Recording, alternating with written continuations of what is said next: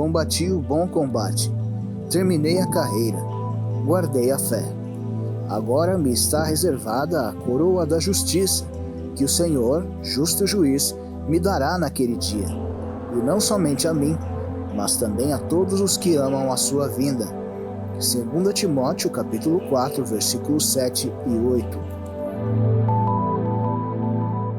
Olá pessoal, olha, mais um programa Motivando para Vencer, e como é bom estar com você, estar aí entrando na sua casa, que legal, muito obrigado pelo seu carinho, obrigado pela história que faz o programa, é sempre bom estarmos juntos aqui pela RVC TV. E hoje, você acompanhou aí essa passagem bíblica, é mais uma, aliás, Jesus é um grande líder.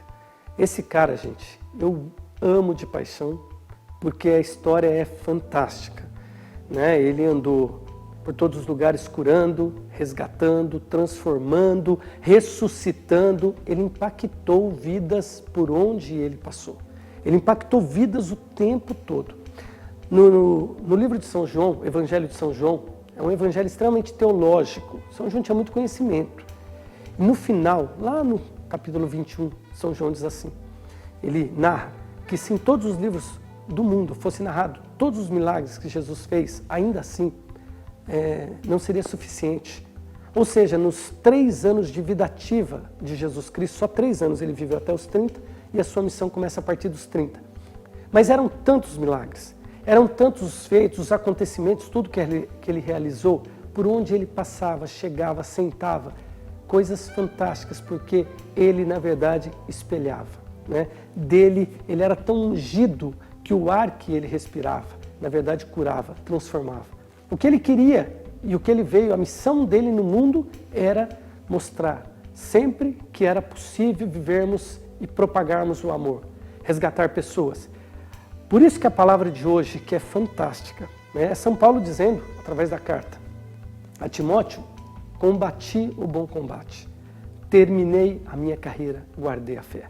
Resta ao justo juiz me dar a coroa da justiça.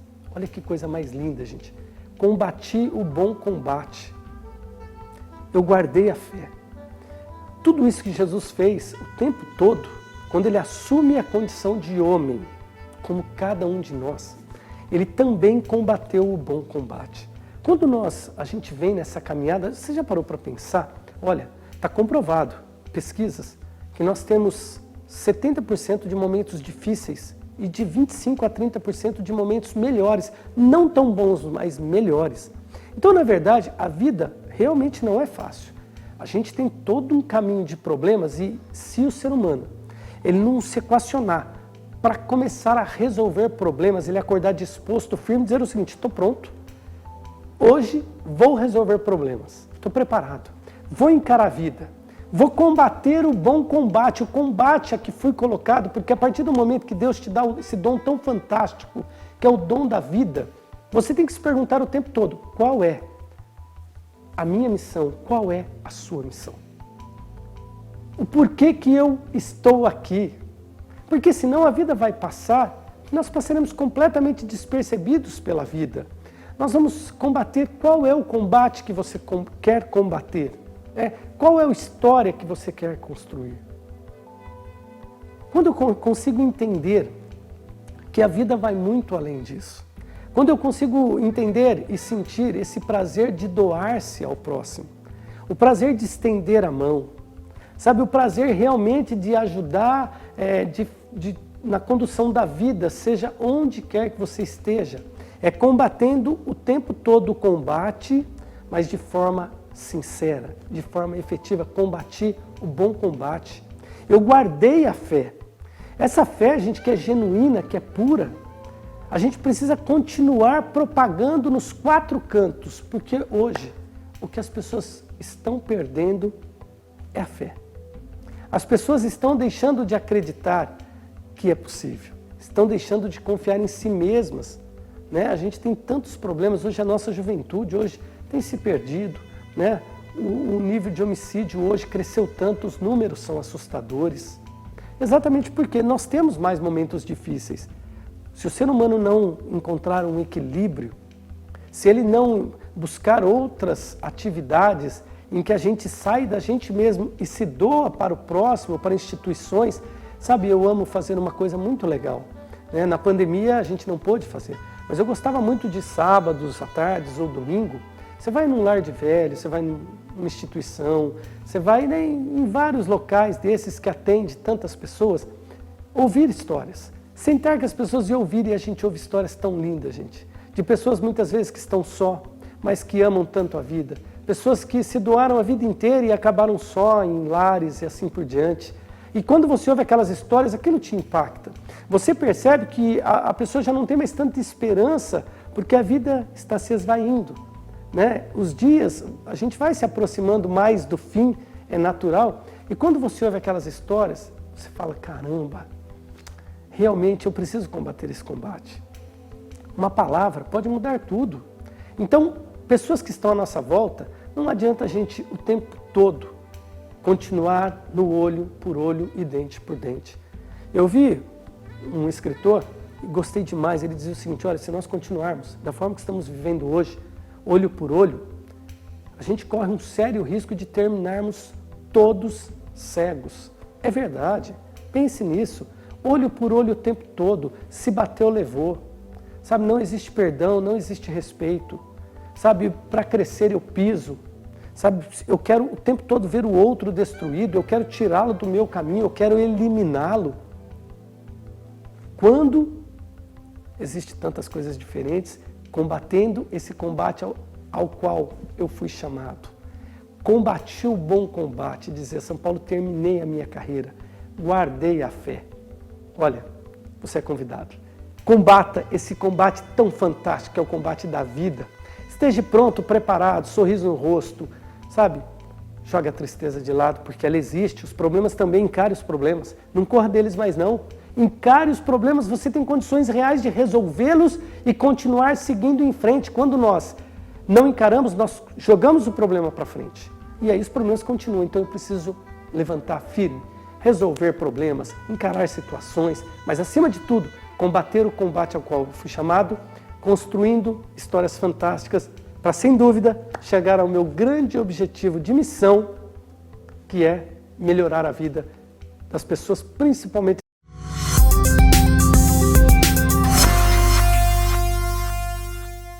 Estamos de volta e agora a entrevista do dia. Esse momento tão bacana, eu estou aqui, ao lado da Aline e do Pachecão. Na verdade é o Carlos Pacheco, o pessoal conhece muito por Pastor Pachecão. Uma história, gente, super bacana. Essa daqui, olha, top.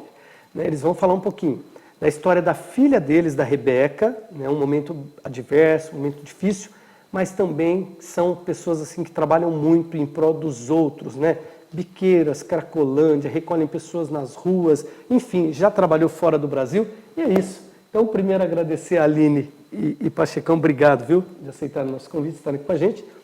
Queria começar, o Pacheco, você falando um pouquinho de todo esse trabalho que vocês realizam, claro, e ao mesmo tempo falando um pouquinho da caminhada da sua filha, porque a gente sabe que você fez missões, inclusive, fora do Brasil. Sim. E parece que numa dessas missões, você estando fora, você recebeu uma notícia difícil. Conta um pouquinho, né, para o nosso público. Exatamente. Primeiro, uma alegria, uma honra poder estar aqui. Deus abençoe a sua vida, toda a equipe, amém. E também aqueles que estão nos assistindo aí na sua casa. Eu comecei com os trabalhos sociais e trabalho missionário em 2005, já no exterior, quando eu tive a primeira experiência com missões internacionais, que foi na Patagônia, Argentina, lá num frio de 14 graus abaixo de zero. Nossa. E lá eu comecei um trabalho com o público infanto-juvenil em situação de vulnerabilidade. Quando eu voltei para o Brasil em 2008, nós abrimos um projeto social específico para esse público. Ficamos mais 7 anos trabalhando com crianças de periferia. Levávamos eles para um sítio, lá eles tinham aula de artes marciais, informática, espanhol, artesanato, balé, era um trabalho bem completo. E aí nós começamos a desenvolver um trabalho com moradores de rua. Eu sou um ex-dependente químico. E um trabalho bem voltado para o público dependente químico. Nós encontramos uma demanda social que era não ter para onde encaminhar mulheres vítimas de violência, moradoras de rua, usuários de droga. Aí abrimos nossa comunidade terapêutica. Aí continuamos trabalhando nas ruas e com a comunidade terapêutica. E aí surgiu uma outra demanda, que era a intervenção direta com esse público, que é o público que, por sua vez, acaba cometendo alguns delitos, furto, roubo, prostituição, tráfico, mas são muito vitimizados. Então, resgates em biqueiras, em cracolândias, negociação com tráfico para alguém não ser assassinado. Pastor Pacheco, vamos matar uma menina aqui, ir lá no meio do mato, resgatar, trazer. Olha só, gente. É uma coisa bem doida, de chegar lá cara a cara com o tráfico, no meio do mato, e agora ou eu morro ou eu tiro ela daqui. Isso nós passamos por essa situação algumas vezes. E algumas dessas ações que não tem essa intervenção direta com o crime, que expõe ao risco, como minha vida, muitas vezes sou exposta ao risco, minha filha me acompanha. Meus filhos. Eu tenho 3 filhos, Micael, Miqueias e Rebeca, bonitos. Eu sou meio feio, mas eles são bonitos. Miqueias e Rebeca. Miqueias e Rebeca são nomes bíblicos, né? Nomes bíblicos. Na verdade é Josué e Micael. Os dois casal, né? Isso é muito legal. E ela, guerreira, maluca, né? Para me acompanhar nessas doideiras minhas tudo, porque é muito trabalho, a gente faz muita coisa junto. E numa dessas... mas eu acho que se não fosse juntos não dava certo não também, dava. né, Pachecão? Que legal, né, Aline? E ela abraçou junto a causa. Assim. E olha, o Aline, até falei para a Aline, senta aqui também, né, pastor? Com ela, porque a gente vai entrar daqui a pouco na filha e tal, que realmente é uma história muito forte, muito linda. Aline, como que é tudo isso, acompanhar o Pachecão, essa missão tão linda que Deus deu a vocês? Eu sempre digo, né? Aí, ó, qual é a nossa missão? Qual é o nosso propósito? E que missão linda, eu sempre falo, se não tiver pessoas que trabalhe, que construa como vocês, né? Meu Deus, quantas pessoas já não teriam ido embora, enfim, né? Então isso é muito importante. Muito obrigada pelo convite, né? Me pegou de surpresa, mas muito obrigada.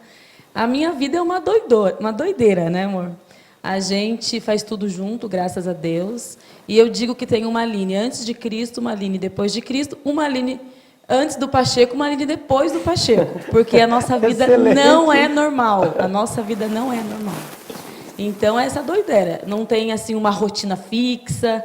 É uma coisa de doido mesmo, mas é muito gratificante. Eu agradeço muito a Deus, porque eu não saberia viver outra coisa que não fosse isso, entendeu? Essa doideira do reino, esses projetos sociais. Então, eu agradeço muito a Deus pela vida dele, né? Que ele que me apresentou essa doideira. Até então, eu andava e caminhava como qualquer pessoa comum, e de repente me deparei com ele na minha vida e a minha vida mudou assim completamente. É porque quando você diz o sim e fala eu vou servir, realmente as portas se abrem, não tem limite, né? Não tem limite. É isso mesmo. E o Pacheco, e a situação aí, você estava fora, né? A gente conversava, cara, até emociona realmente.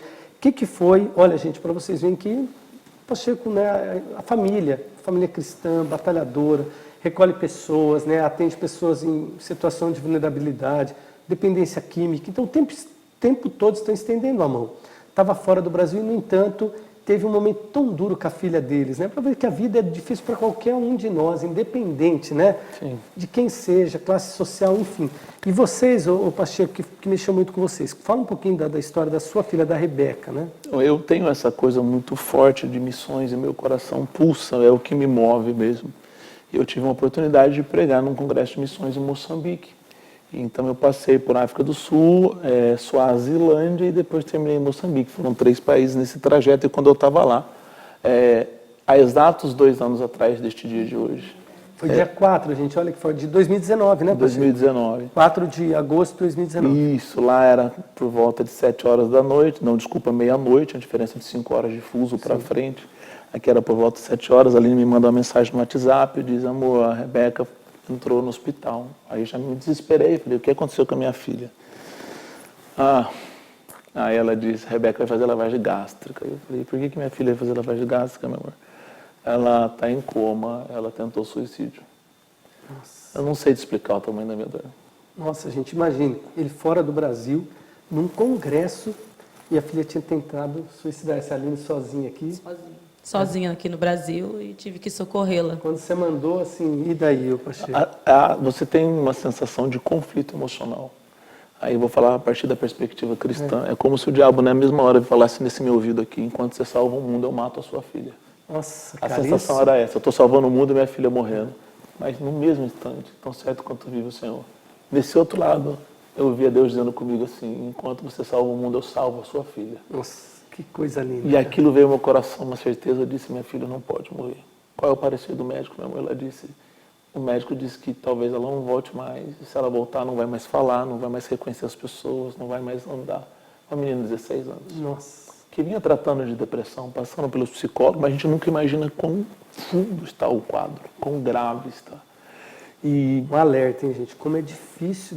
Depressão é uma situação bastante delicada. Uma doença gravíssima. Fique muito atento, é uma doença exata, gravíssima.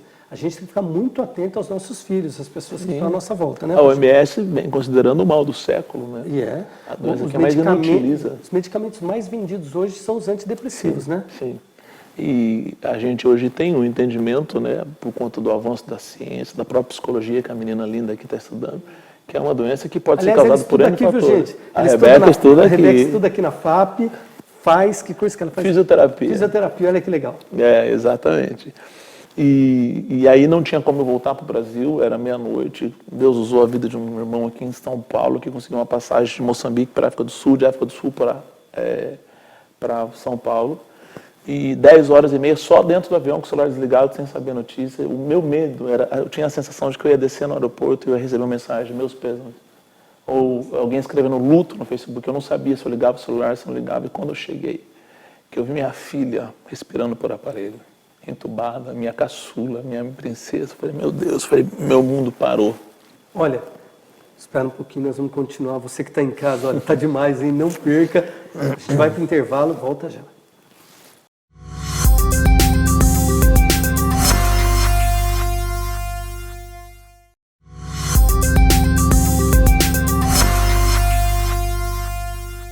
Foi muito rápido, já estamos de volta. E olha, essa entrevista está mexendo com você, hein? Continue. E aí, Pachecão?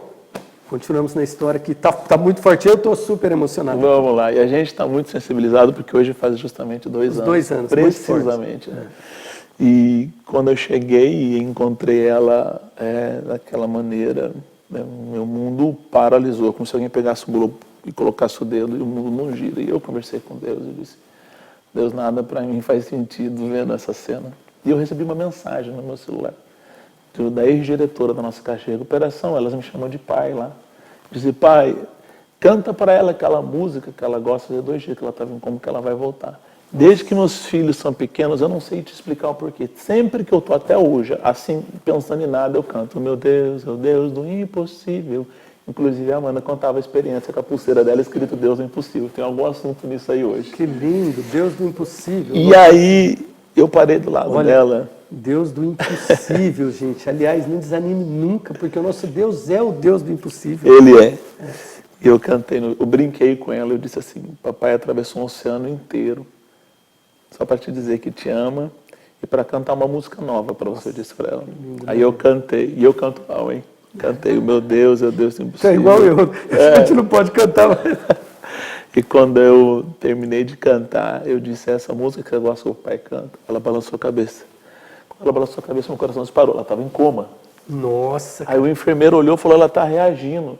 E eu disse, você me ouviu? Ela fez, e voltou da vida. Nossa, que coisa linda, gente, olha. Aí ela queria... Ô, Pachecão, que isso, Aline, que coisa mais linda, cara. E aí ela queria tirar o tubo, e aí tiveram que sedá-la, né, para fazer a desintubação.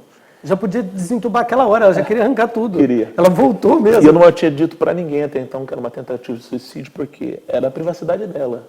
Teria que ser um entendimento dela. E quando ela voltou, eu falei, o que você lembra? Aí ela disse, eu lembro de você me dizendo que atravessou o oceano para dizer que me amava, e você cantou aquela música de novo, pai. Que lindo, que lindo. E aí eu falei, o que você quer? Ela disse, eu quero que todo mundo saiba pelo que eu passei. Ela ficou mais 10 dias na UTI. Teve complicações gravíssimas. Quando ela saiu no primeiro dia, nós fomos para a Praça Santa Terezinha, uma multidão, porque ela queria contar para todo mundo. Tipo um cultão ar livre. Cara, que ela ficou 10 dias ainda, foi forte mesmo. Ela ainda teve complicações foi, muito assim, graves. E tem muita gente que não acredita, mas eu tenho muita convicção disso, sabe, Pacheco? Eu sempre falo, eu tenho uma fé tão fantástica, assim, uma coisa tão linda. Por quê? As pessoas começaram a acreditar num Deus, uma visão minha, né, de ocasião. Sabe, ninguém acredita nesse Deus real, que é o Deus que opera o impossível, que realiza milagres, que eu acredito nisso piamente, até porque se eu não acreditar e se não acreditarmos, em vão é a nossa fé. Sim. Porque se os milagres narrados há mais de 2000 anos e realizados de fato, eu amo, né, o Evangelho de São João, você conhece muito bem, é um evangelho extremamente teológico, mais profundo. Sim. ele termina dizendo isso, né? Que se todos os milagres que Jesus realizou fossem escritos, nem todos os livros do mundo caberia aquilo que foi, porque aonde ele pisava, onde ele tocava, os milagres aconteciam. É lindo demais, né, Brasil? E aí foi isso, foi um milagre, porque... Eu até preciso te dizer isso, na verdade. Filha, o que você lembra? Ela disse, eu lembro quando eu acordei e estavam apertando o meu peito, ou seja, uma massagem que eu disse. Depois eu acordei de novo, estavam cortando minha blusa e dizendo, aumenta para 220. Aí, pai, era um choque. Ela ainda estava oscilando entre realidade e fantasia, por conta do coma. Ela disse, eu vi uma mulher que dizia assim, deixa, é muito remédio, ela vai morrer. Mas debaixo da luz, pai, tinha um médico. E esse médico disse, ela não vai morrer, ainda dá tempo. E ela não sabia quem era esse médico. Aí eu estava no hospital, chegou uma senhora e falou assim, pastor, que coisa impressionante como Deus livrou sua filha da parada cardíaca, né?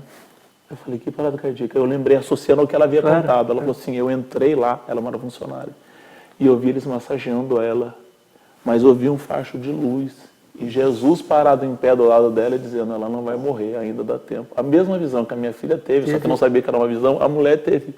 E Jesus trouxe ela de volta à vida. Que coisa mais linda, impressionante, impressionante. Maravilhoso, né? Saímos de lá, eu não sei dizer o lugar, a quantidade de lugares que eu palestrei sobre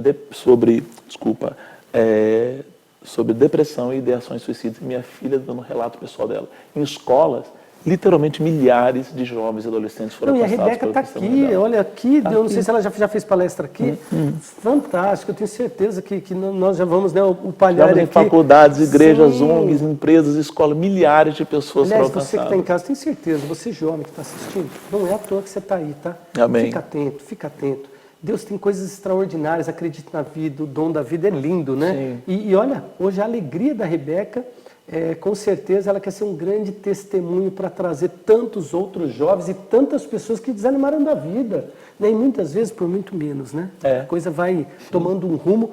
Aline, e aí? Você estava aqui, o Pachecão chegou, né? Super emocionante. E você, amiga mãe, imagina, né, Pacheco? Sempre a mãe tem também aquele coisa tão forte, né? Foi eu que encontrei ela, né? Foi eu que vi toda aquela cena. Ela estava caída quando você Ela estava na cama, cheia de medicamento em volta dela. Ela tomou tanto que ela conseguiu e apagou. E enquanto ele contava, eu sentia várias sensações. É como se eu estivesse revivendo tudo aquilo que eu passei. Até meu corpo quer reagir da mesma forma. Eu lembro que eu tremia muito, eu sentia muito frio. E meu corpo pulava, mas eu precisava reagir. Eu precisava tomar a melhor decisão naquele momento, né? E eu pensava em chamar a ambulância e medo de não dar tempo. Então eu consegui, a gente desceu com ela pela escada, colocamos ela no carro. E eu fui a milhão para o hospital. E eu não saí da porta do hospital, ali da emergência, enquanto ele não chegou. Todo mundo, vai embora, não, ela é menor, eu posso ficar aqui.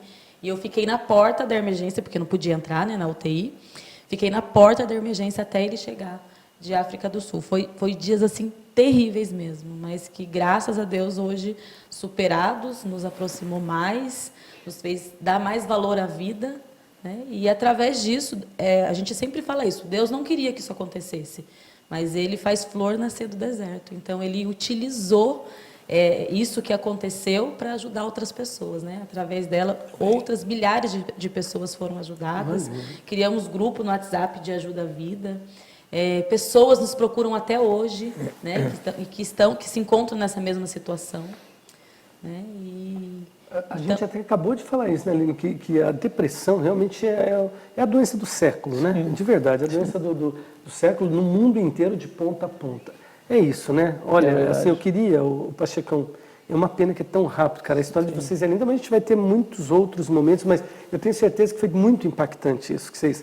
Eu queria que você deixasse uma mensagem final e depois a Aline, sabe, à vontade, uma mensagem assim, aquela do coração, uma mensagem para quem está nos assistindo aí. Eu queria dizer duas coisas importantes. Primeiro, que não há ser humano que não seja recuperável.